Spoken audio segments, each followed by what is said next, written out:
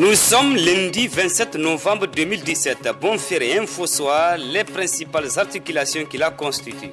133 voix contre 29 et 1 abstention pour l'adoption de la loi des finances 2018. Avant le vote, les débats ont été houleux à l'Assemblée nationale. Les citoyens nigériens apprécient diversement l'adoption de la loi des finances 2018.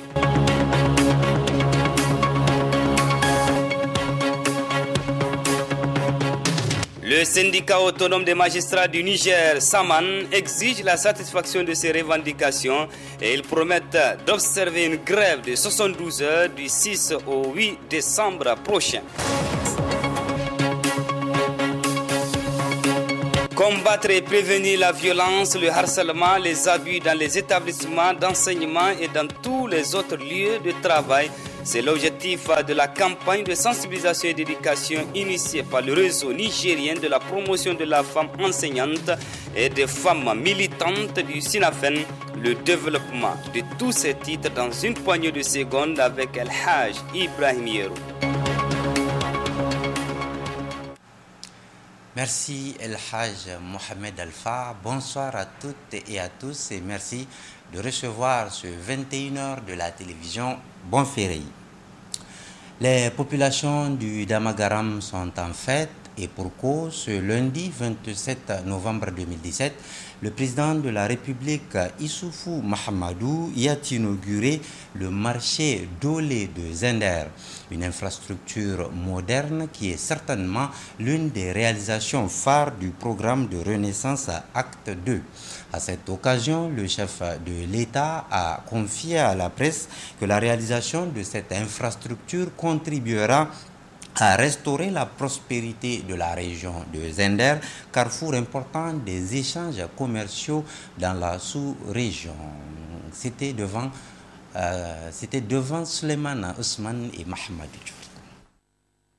Deuxième ville du Niger après Niamey, Zender dispose désormais de son nouveau marché central Dolé, bâti sur une superficie de 8,44 hectares, suivant un modèle architectural qui reflète véritablement l'image d'une ville où les échanges commerciaux et le business occupent une place prépondérante.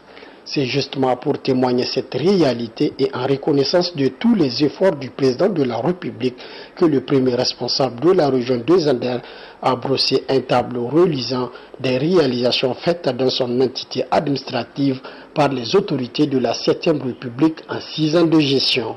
Le premier se rapporte à la solution au séculaire problème d'eau d'alimentation en eau potable de la ville de Zender. Voilà, mesdames et messieurs, une préoccupation que la ville de Zender a traînée depuis des décennies et qui a trouvé son dénouement heureux par la seule volonté du président de la République. Excellence, vous avez promis de donner de l'eau à la ville de Zender. Vous avez donné de l'eau à la ville de Zender. Deuxièmement, la construction des tronçons route Zender-Guidimoni-Moussari et Zender-Magaria, frontière Nigeria. Ces réalisations phares que nous venons d'évoquer annoncent déjà à la population de Zender les couleurs de ce qu'elle attend du merveilleux programme de Zender-Savoie, dont les activités sont vivement attendues par les Zendéroises et les Zendérois. Construire une infrastructure de qualité est une chose, la gérer, l'entretenir et l'exploiter dans les conditions optimales est toute une autre. C'est conscient de cet état de fait que le ministre de l'Urbanisme et du Logement a attiré l'attention des autorités responsables quant à une meilleure gestion de ce marché. Il me plaît donc d'attirer l'attention des autorités responsables du marché pour sa gestion efficace et efficiente. C'est pourquoi je salue l'initiative prise par le ministère du Commerce de réfléchir sur le mode de gestion du marché à mettre en place. Dans tous les cas, la structure de gestion qui sera mise en place devra veiller d'une part à une exploitation du marché par les usagers en bon père de famille et d'autre part à l'entretien courant et périodique des ouvrages, seul gage de leur pérennité. Mais auparavant, ce sont le maire central et l'entreprise Commodore qui ont tenu à exprimer toute leur satisfaction de voir la réalisation de ce joyau qui participera sans doute à la relance des activités commerciales à Zender. Ensuite interviendra le moment solennel qui est la coupure du ruban par le président de la République, qui a ensuite aussitôt saisi cette occasion pour dresser ses vifs remerciements aux populations de Zender ainsi qu'aux partenaires du Niger. Je voudrais aussi saluer les populations de Zender pour l'accueil exceptionnel qu'elles nous ont réservé. C'est toujours un plaisir pour moi d'être à Zender. Vous savez que Zender était un carrefour commercial prospère et j'espère que le marché de Doli que nous venons de moderniser contribuera à restaurer cette prospérité de la ville de Zender. Désormais, le Niger dispose de 3 marchés modernes, le marché de Niamey, le marché de Maradi et le marché de Zender. Je me félicite de ce que le gouvernement de la Renaissance ait construit 2 des 3 marchés modernes de notre pays. Ce joyau ainsi concrétisé a été reconstruit par le groupe Commodore Contringa des Émirats Arabes Unis avec plus de 400 ouvriers et près de 22 milliards de francs CFA. Ainsi, sa mise en service contribuera sans doute au renforcement et au raffermissement des échanges économiques dans les pays voisins du Niger, mais également d'améliorer les recettes municipales de la ville de Zender.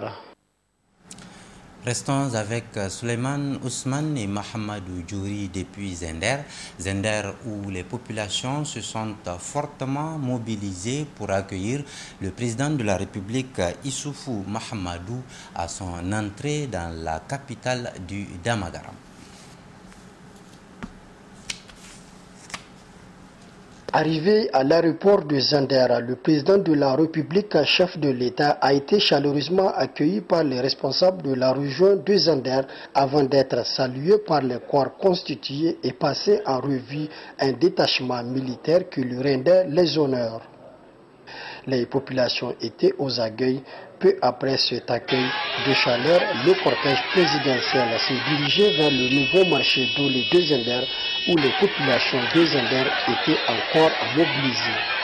Ici, c'est dans une atmosphère empreinte de chaleur que les populations se sont fortement mobilisées pour accueillir le président de la République et sa délégation qui l'accompagne tout au long de son trajet qui mène au site de ce marché.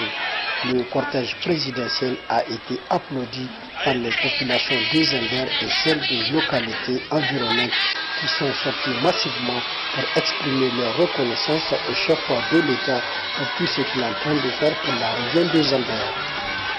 Pour rappel, après la démolition du marché traditionnel de l'eau intervenue il y a un peu plus d'un an, les opérateurs économiques ont été recasés sur plusieurs sites de la ville de Zender. Aujourd'hui, selon les investigations et des anciens locataires du marché de l'eau que nous avons interrogés, les commerçants interrogés trouvent que le marché de l'eau est bien reconstruit, mais sans que cela ne soit synonyme de satisfaction. 98% accusent une baisse sensible de leur chiffre d'affaires et 15% affirment être mis en chômage par un manque de local. En un mot, les avis sont partagés sur la reconstruction du marché de l'eau de Zender. Revenons à Niamey pour parler politique. Les débats ont été houleux hier dimanche donc à l'Assemblée nationale. Et pour cause, il était discuté le projet de loi de finances 2018. Un projet controversé qui a fait couler beaucoup d'encre et de salive, tant à Niamey qu'à l'intérieur du Niger. Balima Bourema et Abdoulaye Seydou étaient à l'hémicycle. Si la loi de finances pour l'année budgétaire 2018 est adoptée, le projet de loi portant loi de finances 2018 est passé comme une lettre à la poste. Il a été adopté avec 133 voix pour, 29 contre et une abstention. C'est aussi l'aboutissement d'une longue journée de discussion entre les parlementaires des différents bords politiques. La majorité qui tient mordicus à faire passer cette loi et l'opposition qui a soulevé quelques incongruités, notamment en ce qui concerne la suppression de la TATI qui est prélevée sur les appels internationaux entrants et la TVA sur certains produits de première nécessité. Pour l'opposition politique, l'adoption de cette loi des finances n'est pas un revers pour elle. D'abord, un projet de loi qui est antisocial, parce que simplement, il n'y a pas d'allocation budgétaire conséquente pour les secteurs sociaux de base, qui sont l'agriculture de l'élevage, l'hydraulique, la santé et l'éducation. On a plutôt un budget qui fait la part belle au prince qui nous dirige. Imaginez un peu le budget de la présidence. Incontestablement, cette loi, ce projet de loi, cette loi aujourd'hui est porteuse de périls graves pour notre pays. Vous allez remarquer, fin janvier, nous tous, nous allons percevoir, nous allons recevoir nos factures d'électricité.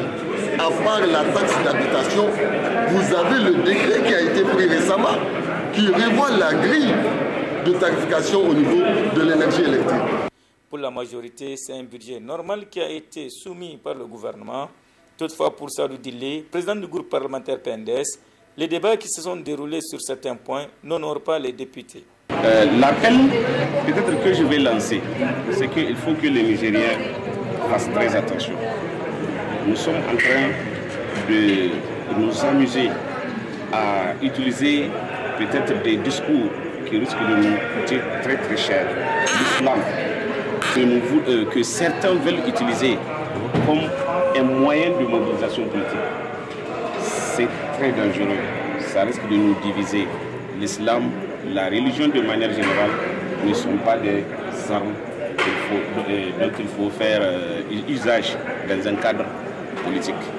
C'est donc un budget à la hauteur des ambitions du gouvernement qui a été voté par les parlementaires au grand bonheur du ministre des Finances. Pour l'assainissement des finances publiques, de l'engagement pour la stabilisation du cadre macroéconomique, de l'engagement pour le progrès, pour les investissements dans les secteurs sociaux, de l'engagement pour l'investissement dans les secteurs des infrastructures, dans la sécurité de notre pays, la défense de notre pays, la sécurité des biens et des personnes. Voilà, cet engagement-là, nous le tiendrons. Nous maintenons le cap malgré les chocs. Choc sécuritaire, choc climatique, choc de l'environnement économique international, des matières premières notamment. Je voudrais les rassurer qu'avec cet instrument, le gouvernement fera un bon usage et que, Inch'Allah, nous continuerons à avancer, nous continuerons à transformer ce pays-là. La loi a été ainsi votée malgré la vague de protestations qu'elle a soulevée depuis sa transmission à l'Assemblée nationale. La marche du 29 octobre dernier, qui a dégénéré et ayant entraîné la dissolution de Actis et l'arrestation de ses dirigeants, l'interpellation et l'interdiction des prêchés pour le prédicateur Ousmane Mahaman sont entre autres les résultats de cette vague de protestation dont on attend de voir quelle forme elle va revêtir après l'adoption de la loi. L'adoption du budget 2018 continue de faire réagir les Nigériens. Après le vote des députés nationaux, les citoyens s'expriment justement sur ce vote. Si les uns manifestent leur satisfaction vis-à-vis de l'adoption de ce projet de loi de finances, les autres, eux, parlent, je cite, de trahison. Ces réactions sont recueillies par Youssouf Haïdara et Rabi Oulapou.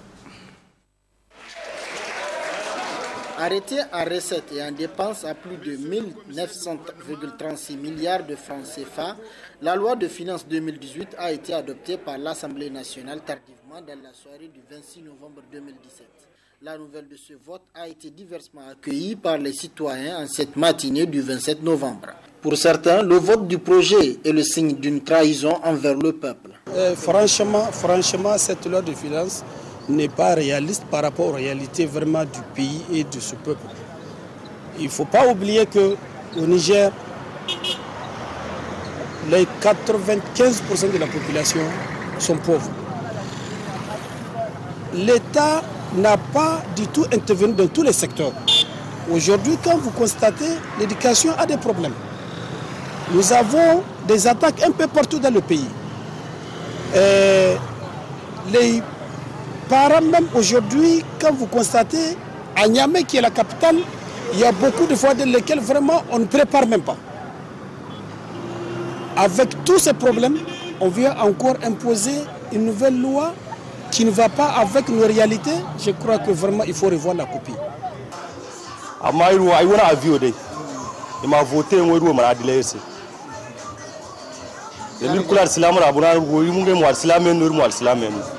Les députés n'ont pas honoré la confiance que nous avons placée en eux. Ils nous ont trahis et ils le payeront, plaise à Dieu.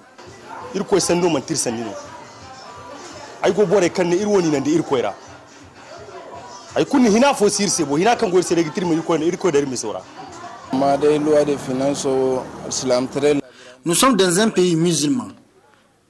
Ils sont censés nous faciliter la vie. Le vote là ne nous a pas plu.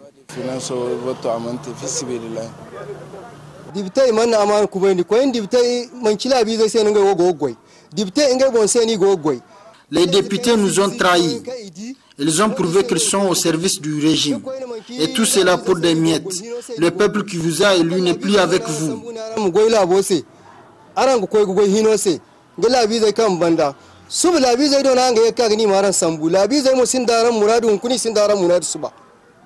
Pour d'autres, la désormais loi de finances 2018, telle que planifiée par le gouvernement, constitue un bienfait pour la population.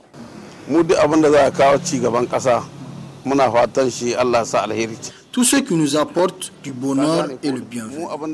Et nous le soutenons vivement. Car c'est pour notre bonheur le vote de cette loi.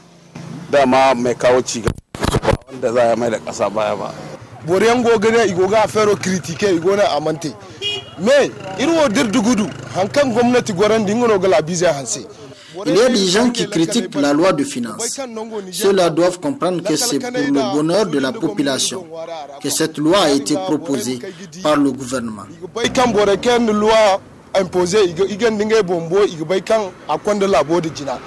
Depuis sa présentation à l'Assemblée nationale, la loi de finances 2018 a suscité des vives polémiques. Le 29 octobre dernier, une manifestation a même été organisée pour contester contre cette loi de finances. Et malgré les vives protestations des différentes couches socio-professionnelles de notre pays, le budget 2018 a donc finalement été adopté par l'Assemblée nationale. Et à travers cette adoption, la représentation nationale a fait le choix du gouvernement sur celui du peuple.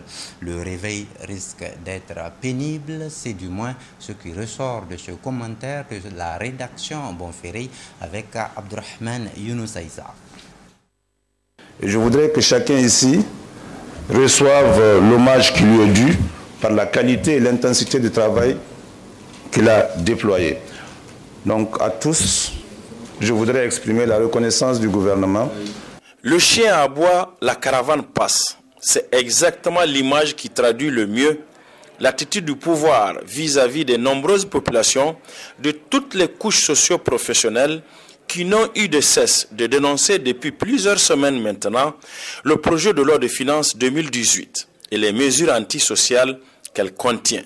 Et rien n'y a fi, ni les appels de l'opposition, ni ceux de la société civile, encore moins ceux des simples citoyens anonymes, et Dieu seul sait qu'il y en a eu des milliers, qui nourrissaient l'espoir de voir les représentants élus du peuple écouter enfin leurs aspirations. Non, rien n'y a fait.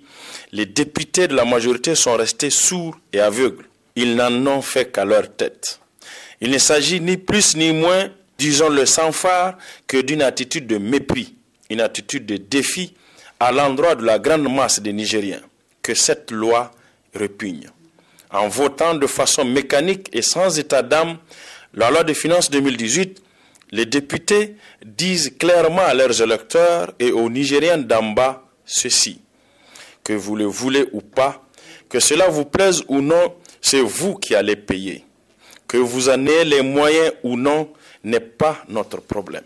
Que ces élus du peuple aient été corrompus, comme le font croire certaines rumeurs, ou qu'ils aient été menacés ou intimidés, comme le disent certaines allégations, jusque dans les couloirs de l'hémicycle, ne change rien. Le résultat est là, répugnant, pathétique, décevant. À partir de janvier 2018, c'est-à-dire dans 34 jours exactement, tous les Nigériens qui consomment l'électricité vont payer une taxe d'habitation.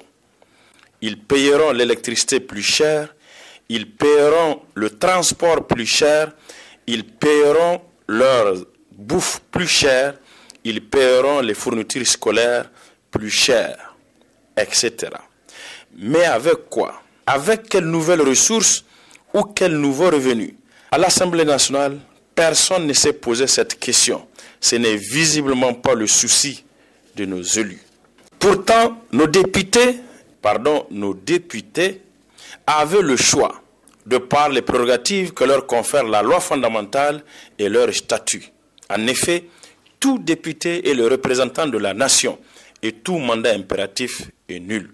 Ils avaient également le choix de propositions alternatives pour tenir les objectifs financiers du budget, tels que la réduction du train de vie de l'État, la suppression des cadeaux fiscaux, l'exploration de certaines niches fiscales, la lutte contre l'incivisme fiscal, la lutte contre la corruption et le détournement des deniers publics, etc.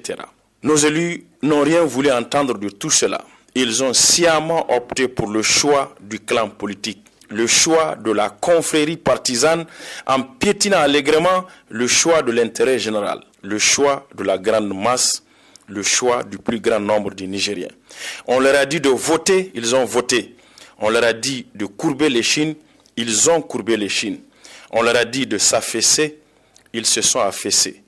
On leur a dit de se coucher, ils se sont couchés. Mais attention, le réveil risque d'être difficile. Quittons la politique pour le Front social.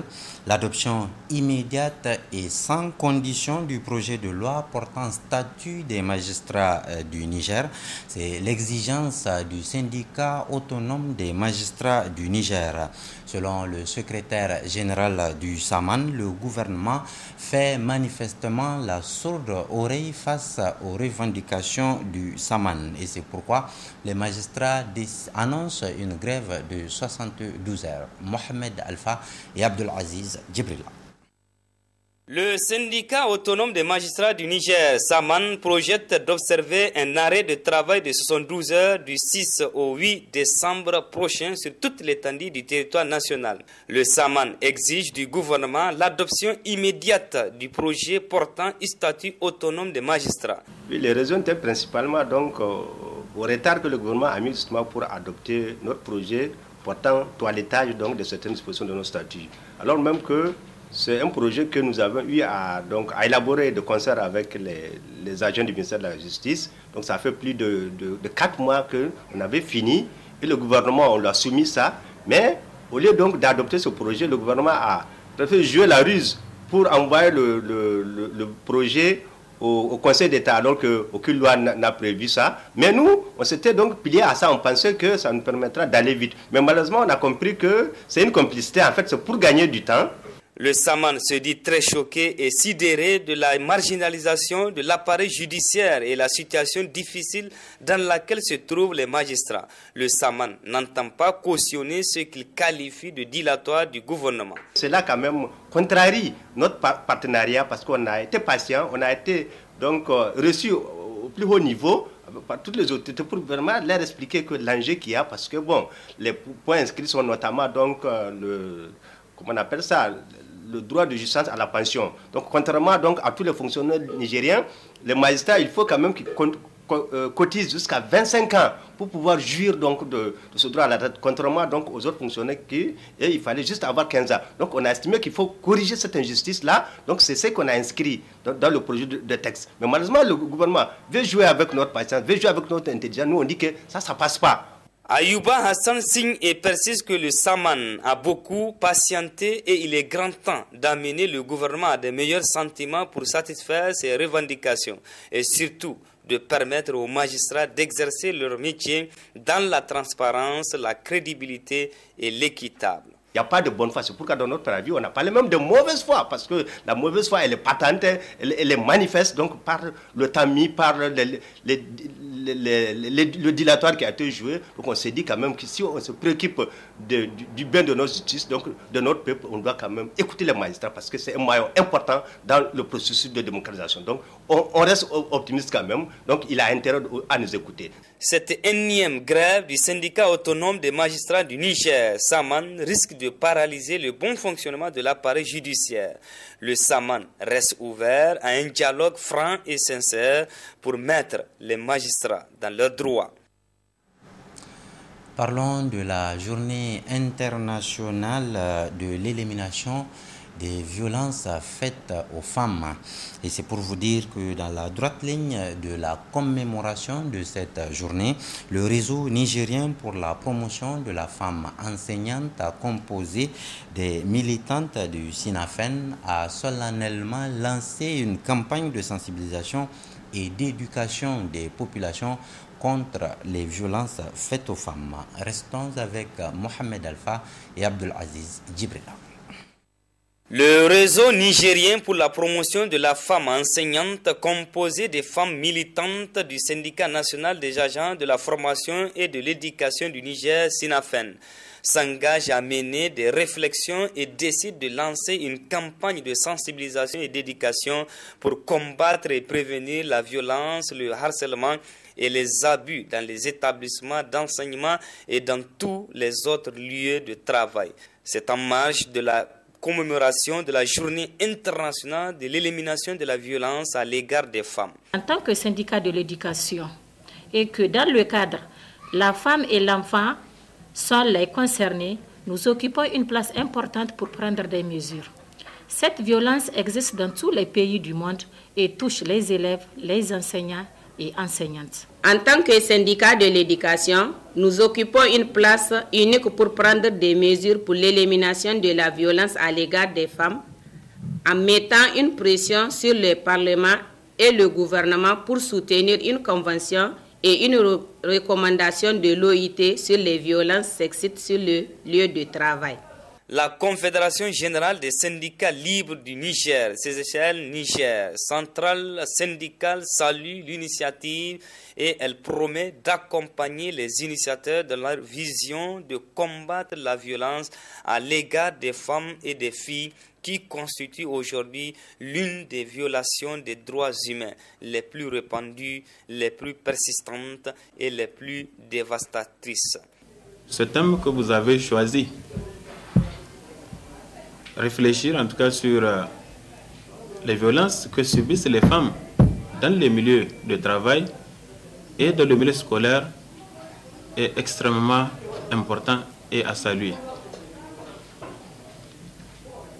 Au nom donc du bureau exécutif, nous vous réitérons en tout cas tout notre soutien et nous allons également vous accompagner pour qu'en tout cas toutes les décisions ou bien les résolutions que vous aurez à prendre ici à l'issue de vos réflexions en tout cas soient mises en œuvre. À l'issue des travaux, des conclusions sont attendues par les participantes en vue de stopper la violence faite aux femmes.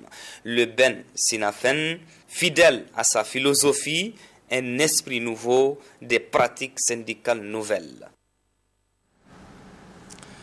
La deuxième édition du séminaire annuel des leaders paysans et acteurs de la société civile actifs dans les questions du droit à l'alimentation a pris fin hier après-midi. Au terme des assises, les participants ont dégagé des pistes de solutions devant permettre l'accroissement d'une alimentation, l'accroissement donc de la prévalence d'une alimentation saine au sein de la population. Ibrahim Amadou et Mohamed Alpha. À l'issue des travaux de la deuxième édition du séminaire annuel des leaders paysans et les acteurs de la société civile sur le droit à l'alimentation, d'importantes décisions ont été prises par les participants pour une alimentation adéquate pour tous. Exigeons le départ pur et simple des forces étrangères de notre sous-région.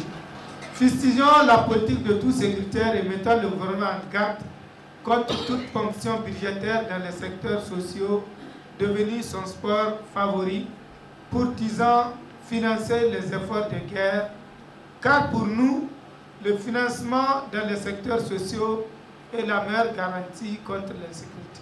Mettons en garde la représentation nationale et lui sommons de rejeter purement et simplement cet unique projet de loi de finances. 2. Exigeons sa relecture par le gouvernement pour rétablir les priorités constitutionnelles, non seulement en accroissant les ressources des secteurs sociaux, mais aussi en accordant des facilités au monde rural, car notre République est réputée constitutionnellement sociale, au sein de laquelle la lutte contre les inégalités doit être un axe majeur d'intervention de l'État. Nous exigeons de ces prescriptions constitutionnelles, nous exigeons que ces prescriptions constitutionnelles soient traduites en actes concrets. L'initiateur de ce séminaire n'est autre que Alternative Espace Citoyen avec l'appui de ses partenaires techniques et financiers. Le secrétaire général de Alternative Espace Citoyen, Moussa Tchangari, se dit très ému de la détermination et l'engagement des participants qui optent pour une amélioration des conditions de travail et de vie. C'est de constater que les acteurs de la société civile, mais aussi surtout les leaders des organisations paysannes à la base qui sont venus à cette rencontre-là, ont exprimé vraiment un désir de se battre pour que les choses changent. Ça, c'est vraiment quelque chose d'assez important. Que ce soit les femmes, les hommes, tout le monde qui était là, les prises de parole étaient claires, les positions exprimées étaient claires. Et les gens sont en colère devant tant et tant d'injustices qu'ils voient au quotidien dans la vie de tous les jours. Et ils sont convaincus que la solution, c'est de se mobiliser vraiment pour se battre. Et donc, moi, je suis satisfait de voir que les leaders paysans étaient contents quand même d'assister à ce séminaire qui leur a permis de comprendre davantage, pas qu'ils ne comprenaient pas, ils ont compris déjà beaucoup de choses et on sort finalement de ce séminaire avec la résolution d'organiser vraiment au moins une grande journée d'action à l'échelle nationale. Durant 2 jours, les participants ont développé leur expérience et renforcé leur capacité en vue de prendre des mesures adéquates face à plusieurs interrogations sur le droit à l'alimentation. Les propriétaires de douches publiques sont inquiets et pour cause, les vidangeurs de latrines et des fosses septiques dans la ville de Niamey travaillent au ralenti depuis quelque temps. Une situation à laquelle les propriétaires de douches publiques demandent une solution rapide. Ibrahim Amadou et l'autre Alpha de Bonferré. Les douches publiques et certains ménages dans la ville de Niamey sont confrontés à un sérieux problème de vidange. Et pour motif, le ralentissement des activités des vidangeurs du Niger depuis un certain temps. Ceux qui s'en chargent des douches publiques s'inquiètent de cette situation qui continue de persister. Ça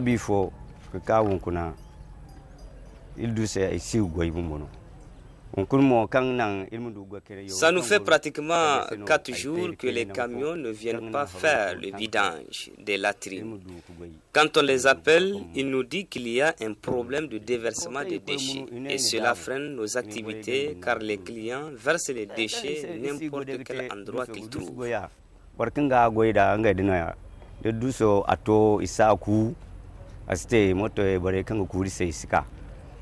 Abdoulaye Amadou souhaite que la situation soit décantée en vue de mener une activité régulière et surtout de satisfaire ses clients qui jettent les déchets n'importe quel endroit et cela contribue à l'insalubrité de l'environnement.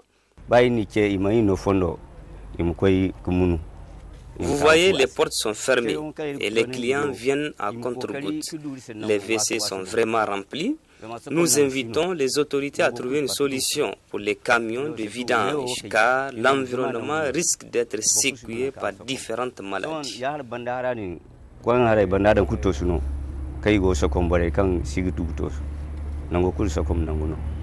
Ce manque de vidange des eaux usées, le curage des latrines et de fosses septiques expose les citoyens à n'importe quelle sorte de maladie. Et le vœu le plus ardent des acteurs œuvrant dans l'assainissement est de solutionner le problème de déversement des déchets. Merci de vous être informé par Bonferré Télévision. Passez une très belle semaine et surtout prenez bien soin de vous. À bientôt, Inch'Allah.